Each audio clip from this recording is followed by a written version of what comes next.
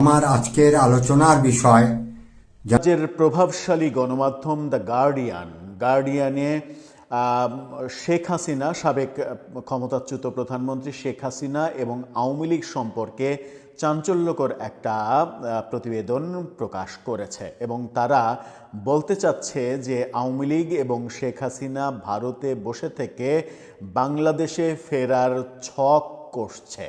কিভাবে, কোন পথে, কোন উপায়ে বাংলাদেশে ফেরা যায় গুলো তারা খাতা কলমে হিসাব নিকাশ করতে ব্যস্ত। যদি কি আওয়ামী লীগের ফেরাটা কিংবা আওয়ামী লীগের নেতাদের ফেরাটা খুব শীঘ্রই হবে? নির্বাচনের প্রাক্কালে তারা এই ছক কষাকষির কাজটা করছে কেন? নির্বাচনের আরও ৮ দিন বাকি রয়েছে। এই ৮ দিনের মধ্যে আওয়ামী লীগ কি মনে করছে যে কোনো মিরাকেল কিছু ঘটবে? যখন ভারত এবং আমেরিকার দোস্তিটা আবার নতুন করে জোড়া লেগেছে, তখন গার্ডিয়ানের এই রিপোর্টটা ব্যক্তিগতভাবে আমার কাছে মনে হয়েছে। কি করছে আওয়ামী লীগ ভারতে বসে থেকে? কি বলছে গার্ডিয়ান? যদিও গার্ডিয়ানের এই প্রতিবেদনটা আপনি কোনোভাবেই এটা বলতে পারবেন না যে এটা আওয়ামী লীগের পক্ষে কোনো প্রতিবেদন। এটা গার্ডিয়ান নিরপেক্ষ অবস্থান থেকে তাদের মতো করেছে আওয়ামী লীগ ভারতে বসে থেকে কি করছে, আওয়ামী লীগের নেতারা কি বলছেন।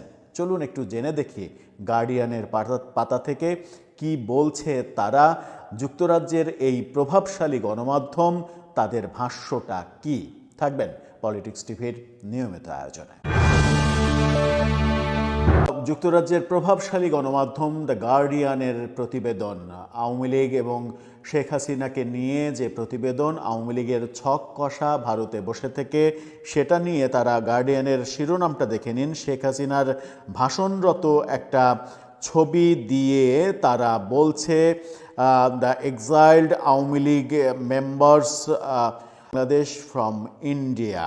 সেখানে খুব একটা ভালো ভাষা তারা প্রয়োগ করেনি। তারা বলছে নির্বাসিত আওয়ামী লীগের সদস্যরা বাংলাদেশে রাজনৈতিক প্রত্যাবর্তনের ষড়যন্ত্র করছেন ভারত থেকে। অর্থাৎ এটাকে ষড়যন্ত্র হিসেবে দেখছে গার্ডিয়ান। কিন্তু ভেতরের রিপোর্টে কি না টেনে মূল ভিডিওটি দেখার জন্য অনুরোধ রইল আপনাদের কাছে। সেই পরিকল্পনা তারা করছে তেমনটা বলছে গার্ডিয়ান। কি বলছে তারা?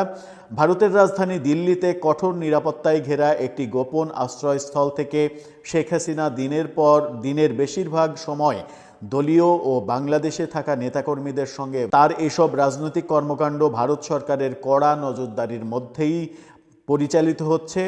যে সরকার ক্ষমতায় থাকাকালীন শেখ হাসিনার ঘনিষ্ঠ মিত্র ছিল এবং বাংলাদেশ সরকারের পক্ষ থেকে তাকে প্রত্যার্পণের অনুরোধগুলো এখনও ইচ্ছাকৃতভাবে উপেক্ষা করা হচ্ছে। সেই ফেরত চাওয়ার এগেনস্টে ভারত কোনো ধরনের কোনো সাড়া দিচ্ছে না, সেটাই গার্ডিয়ান বলছে। সাবেক সংসদ সদস্য ও মন্ত্রিসভার সদস্যদের সঙ্গে গত 1 বছর ধরে সমানে বৈঠক করে যাচ্ছেন হাসিনা। তারা কলকাতা থেকে নয়াদিল্লি গিয়ে সরাসরি হাসিনার সঙ্গে বৈঠকে অংশ নিয়েছেন, যেখানে দলীয় কৌশল নিয়ে আলোচনা হয়েছে। তাদের মধ্যে ছিলেন আওয়ামী লীগের ছাত্র সংগঠন ছাত্রলীগের সভাপতি সাদ্দাম হোসেন। আওয়ামী লীগের ছাত্রলীগের সভাপতি সাদ্দাম শেখ হাসিনার সঙ্গে সরাসরি দেখা করেছেন। এই তথ্যটা প্রথমবারের মতো পৃথিবীর কোনো গণমাধ্যমে প্রকাশিত হলো, যেটা গার্ডিয়ান বলছে যে সাদ্দাম শেখ হাসিনার সঙ্গে দেখা করেছেন। তিনি বলেছেন আমাদের নেতা, অর্থাৎ সাদ্দাম গার্ডিয়ানকে বলেছেন, আমাদের নেতা শেখ হাসিনা বাংলাদেশে থাকা নেতাকর্মী, দলীয় নেতা, স্থানীয় নেতারা এবং অন্যান্য যোগাযোগ রাখছেন। তিনি আমাদের দলকে আন্দোলনের জন্য প্রস্তুত থাকার চেষ্টা করছেন।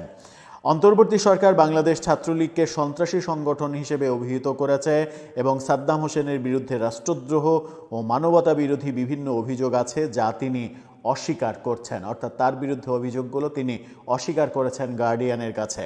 শেখ হাসিনার নেতৃত্বে গত 2 নির্বাচনে ব্যাপক ভোট কারচুপির অভিযোগের কথা বলছে গার্ডিয়ান, যেগুলো রয়েছে। এদিকে আসন্ন ত্রয়োদশ নির্বাচন সেরা নির্বাচন হবে বলে প্রতিশ্রুতি দিচ্ছেন ডক্টর ইউনূসের নেতৃত্বাধীন অন্তর্বর্তী সরকার। সেরকম একটা প্রেক্ষাপটে শেখ হাসিনার সাবেক মন্ত্রী জাহাঙ্গীর কবির নানক বলেছেন, আমরা আমাদের কর্মীদের নির্বাচন থেকে বিরত থাকতে এবং সকল প্রকার প্রচারণা ও ভোট বর্জনের আহ্বান জানিয়েছে। মানবতাবিরোধী অপরাধের অভিযোগে অভিযুক্ত নানক এসব অভিযোগ অস্বীকার করেন, অর্থাৎ তার বিরুদ্ধে যে অভিযোগ সেগুলো তিনি অস্বীকার করেছেন। ডক্টর মোহাম্মদ ইউনূসের নেতৃত্বাধীন অন্তর্বর্তী সরকার দেশকে নতুন গণতান্ত্রিক পথে নেয়ার প্রতিশ্রুতি দিলেও তাদের বিরুদ্ধেও নানা অভিযোগ উঠেছে। এর মধ্যে বিরোধী আইনের অপব্যবহার, মত প্রকাশের স্বাধীনতা ও সংখ্যালঘু অধিকার রক্ষায় ব্যর্থতা এবং আইন শৃঙ্খলা পরিস্থিতির মারাত্মক অবনতি। অর্থাৎ শেখ হাসিনা সরকারের সমালোচনা যেমন তারা করছে, তেমনি বর্তমান সরকারও যে নতুন দায়িত্ব নিয়ে সফল হয়নি, ব্যর্থতার প্রমাণ দিয়েছে, সর্বক্ষেত্রেই ব্যর্থ হয়েছে সেটা তারা বলছে। এদিকে শেখ হাসিনার শাসনের বিরুদ্ধে প্রতিশোধ ও প্রতিহিংসার নামে দেশে যে অরাজকতা হয়েছে তাতে আওয়ামী লীগের শত শত নেতাকর্মী হামলার শিকার হয়েছেন অথবা জামিন ছাড়াই কারাবন্দী হয়েছেন বলে দাবি করা হচ্ছে। দলের বহু কর্মী এখনও আত্মগোপনে। সাদ্দাম জানিয়েছেন, আমরা কারাগারের ভয়ে কলকাতায় থাকি না, আমরা এখানে আছি কারণ দেশে ফিরলে আমাদের হত্যা করা হবে। ছাত্রলীগের সভাপতি সাদ্দাম এই প্রথম কোনো আন্তর্জাতিক গণমাধ্যমে কথা বলেছেন এবং বলেছেন যে জেল খাটার ভয়ে তারা দেশের বাইরে নেই, তারা দেশে থাকলে তাদেরকে হত্যা করা হবে, মব করা হবে, সেই অভিযোগ তিনি করছেন। কলকাতায় এবং দিল্লিতে আওয়ামী লীগের সক্রিয় উপস্থিতি ভারতের জন্য দিন দিন, অর্থাৎ ভারতের ভূ রাজনৈতিক যে ব্যাপার সেগুলোতেও এই ব্যাপারগুলো প্রশ্ন তুলছে সেটা বলছে তারা। বিশেষ করে একটি স্থগিত রাজনৈতিক দলের কার্যক্রম নিজেদের মাটি থেকে পরিচালনা করতে দেয়া এবং বাংলাদেশের মোস্ট ওয়ান্টেড রাজনৈতিক পলাতকদের নিরাপদ আশ্রয় দান ভারতের ভূমিকা নিয়ে বিতর্ক উস্কে দিয়েছে। শেখ হাসিনার পতনের পর থেকে ভারত বাংলাদেশ সম্পর্কের অবনতি ঘটেছে। তবে কলকাতায় অবস্থানরত আওয়ামী লীগের নেতারা জানিয়েছেন, ভারত থেকে তাদের বহিষ্কার বা প্রত্যাবর্তনের কোনো ভয় তারা করছেন না, অর্থাৎ তারা তাদেরকে ফেরত পাঠাবে না, তাদেরকে ঠিকঠাকভাবেই আশ্রয় দেবে। এই ভূ রাজনৈতিক টানাপোড়েন গত সপ্তাহে চরম রূপ নেয় যখন শেখ হাসিনা দিল্লিতে একটি সমাবেশে প্রথম প্রকাশ্যে ভাষণ দেন। একটি গোপন বা সুরক্ষিত স্থান থেকে ধারণকৃত অডিও বার্তায় তিনি আগামী নির্বাচনের তীব্র সমালোচনা করেন এবং ডক্টর ইউনূসের বিরুদ্ধে জোরপূর্বক ক্ষমতা দখল ও বাংলাদেশকে রক্তস্নাত রাষ্ট্রে পরিণত করার অভিযোগ আনেন। এই ঘটনায় ক্ষোভ জানিয়েছে ওদিকে বাংলাদেশ। এক বিবৃতিতে পররাষ্ট্র মন্ত্রণালয় রাজধানীতে এই ধরনের অনুষ্ঠানের আয়োজন এবং প্রকাশ্যে বিদ্বেষমূলক ভাষণ দেওয়ার সুযোগ করে দেওয়ায় বাংলাদেশের জনগণ এবং সরকারের জন্য এটি স্পষ্ট অবমাননা। কলকাতার উপকণ্ঠে একটি উচ্চ নিরাপত্তা সম্পন্ন ব্যক্তিগত ভিলায় বসে আওয়ামী লীগের যুগ্ম সাধারণ সম্পাদক সাবেক সংসদ সদস্য আফম বাহাউদ্দিন নাসিম তিনি বলেছেন, ওটি কোনো স্বাভাবিক বিপ্লব ছিল না, আমাদের গণতান্ত্রিক সরকারকে উৎখাতের ষড়যন্ত্র ছিল। তার বিরুদ্ধে আনা হত্যা এবং মানবতা বিরোধী অপরাধের অভিযোগ তিনি হেসে বানোয়াট, সব বানোয়াট। এখন পর্যন্ত নির্বাসিত এই নেতাদের ফিরে আসার পরিকল্পনা নির্ভর করছে আসন্ন নির্বাচনের ব্যর্থতার উপরে। তাদের দাবি, এই নির্বাচন দেশে কোনো স্থিতিশীলতা বা শান্তি আনতে পারবে না এবং শেষ পর্যন্ত মানুষ আবারও আওয়ামী লীগের দিকেই ফিরে আসবে। অর্থাৎ আওয়ামী লীগের নেতারা মনে করছেন যে আগামী নির্বাচন চরমভাবে ব্যর্থ হবে এবং জনগণ বুঝতে শিখবে যে আওয়ামী লীগই ভালো ছিল, আওয়ামী লীগ ছাড়া তাদের কোনো উপায় নেই। তবে তানভীর শাকিল জয় অতীতের কিছু ভুল স্বীকার করেছেন। একজন এমপি ভুল স্বীকার করেছেন, সেই কথা গার্ডিয়ান বলছে। তিনি বলেন, আমি স্বীকার করি আমরা কেউ ফেরেশতা ছিলাম না, আমরা কর্তৃত্ববাদী ছিলাম, পুরোপুরি গণতান্ত্রিক ছিলাম না। আমি একমত যে 2018 সালের নির্বাচন পুরোপুরি কার্যকর ছিল না। আমরা আশা করেছিলাম সেটি আরও স্বচ্ছ নিরপেক্ষ হতে পারত, যা দুর্ভাগ্যবশত হয়নি।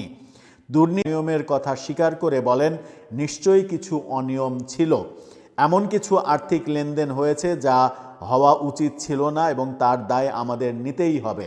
তবে শেখ হাসিনার 15 বছরের শাসন আমলে রাষ্ট্রীয় কোষাগার থেকে আনুমানিক 200 কোটি ডলার পাচারের অভিযোগ তিনি অস্বীকার করেন। বেশ কিছু ব্যাপার স্বীকার করেছেন, কিন্তু এটা তিনি অস্বীকার করছেন যে শেখ হাসিনার তহবিল থেকে কোনো টাকা পাচার করা হয়নি। তো জয়ও বিশ্বাস করেন তাদের এই নির্বাসন দীর্ঘস্থায়ী হবে না, যদিও তিনি জানেন যে দেশে ফিরলে তাকে হয়তো কারাবরণ করতে হবে। তিনি বলেন, বর্তমানে আমাদের পরিস্থিতি খুবই ভয়াবহ, তবে আমি মনে করি না এই অবস্থা খুব বেশি দিন থাকবে। অর্থাৎ এই তানভীর শাকিল জয় তিনি স্বীকার করছেন যে আমাদের কিছু ভুল ছিল, 2018 নির্বাচন ঠিকঠাকভাবে হয়নি। 2018 নির্বাচনের কথা তিনি যখন বলছেন তখন 2014-24-এর কথাও আসবে। এগুলো ঠিকঠাকভাবে হয়নি। এই ব্যাপারগুলো আমার মনে হয় যে আওয়ামী লীগের সর্বোচ্চ পর্যায় থেকে আস্তে আস্তে স্বীকার করা উচিত। তবে একটা নতুন তথ্য, অনেক গোয়েন্দা সংস্থাও জড়িত ছিল এবং তারা এই হানি ট্র্যাপের মধ্য দিয়ে এই সব নেতাদের পরবর্তীতে ব্ল্যাকমেল করতেন এবং বিশ্ব রাজনীতিতেও তারা বিভিন্ন রকমের প্রভাব খাটাতেন। ইসরায়েলি গোয়েন্দা সংস্থা মোসাদ এখানে একটা বড় ভূমিকা রাখতেন বলেই এখন শোনা যাচ্ছে। তো এই যে আমি কয়েকটা নাম গার্ডিয়ানে পৃথিবীর কোনো গণমাধ্যম প্রথম প্রচার করলো যে সাদ্দাম শেখ হাসিনার সঙ্গে দেখা করেছেন, অর্থাৎ সাদ্দামকে শেখ হাসিনা অনেক গুরুত্বপূর্ণ ভাবছেন। তাহলে কি সাদ্দামকে বাংলাদেশে ছাত্রলীগকে সংগঠিত করার দায়িত্ব পুনরায় দেয়া হয়েছে? যদিও সাদ্দামের বিরুদ্ধে কিন্তু প্রচুর অভিযোগ রয়েছে ছাত্রলীগের সভাপতি থাকাকালীন সময়ে। সাদ্দাম খুবই সুবক্তা, খুবই ভালো কথা বলেন, তার বক্তব্য অনেককে মুগ্ধ করেছিল তার নেতৃত্বের সময়, কিন্তু তাকে নিয়ে প্রশ্ন নেই এমন কিন্তু না। গার্ডিয়ান বলতে চাইছে যে কলকাতায় বসে নেতারা বাহাউদ্দিন নাসিম শেখ হাসিনার সঙ্গে যোগাযোগ করছেন, জাহাঙ্গীর কবির নানক তিনি যোগাযোগ করছেন। বাহাউদ্দিন নাসিম এবং জাহাঙ্গীর কবির নানক এই দুইজনকেই শেখ হাসিনা ব্যবহার করছেন, এটা মোটামুটি নিশ্চিত। বিভিন্ন পত্রিকার ইনফরমেশন যতগুলো এই পর্যন্ত এসেছে গত 17-18 মাসে, তাতে তাই মনে হচ্ছে যে এই দুইজনকেই তিনি আগামীতে সামনে দেখতে চাইছেন। সেই ক্ষেত্রে ওবায়দুল কাদের সম্ভবত অলরেডি মাইনাস হয়ে গেছেন। সেখানে ছাত্রলীগের সাদ্দাম হোসেনকেও ফ্রন্ট লাইনে হয়তো দেখতে চান শেখ হাসিনা, সেই আভাস দিচ্ছে গার্ডিয়ান। এখন কলকাতায় বসে কিংবা দিল্লিতে বসে আওয়ামী লীগ যেটা করছে সেখানে একটা ইনফরমেশন রয়েছে, সেটা হচ্ছে তারা অপেক্ষা করছে এই নির্বাচনের। এই নির্বাচন যতটা ব্যর্থ হবে, এই নির্বাচনের ব্যর্থতার যে মধু, যে ফল, সেটা আওয়ামী লীগের ঘরে যাবে। সেই অপেক্ষায় তারা রয়েছে যে নির্বাচন ব্যর্থ হবে, নির্বাচনের ফলে যে সরকার আসবে সেই সরকার দুর্বল সরকার হবে এবং তারা আওয়ামী লীগকে রাজনীতি করতে দিতে বাধ্য হবে এক সময় এবং তারা খুব দ্রুতই রাজনীতিতে ফিরে আসবে। তারা রাজনীতিতে ফিরে আসবে, এটা সত্য, সহজ সত্য কথা। কিন্তু শেখ হাসিনা কি ফিরতে পারবেন? শেখ হাসিনার ফেরার মতো অবস্থা কি আদৌ বাংলাদেশে তৈরি হওয়ার সম্ভাবনা রয়েছে?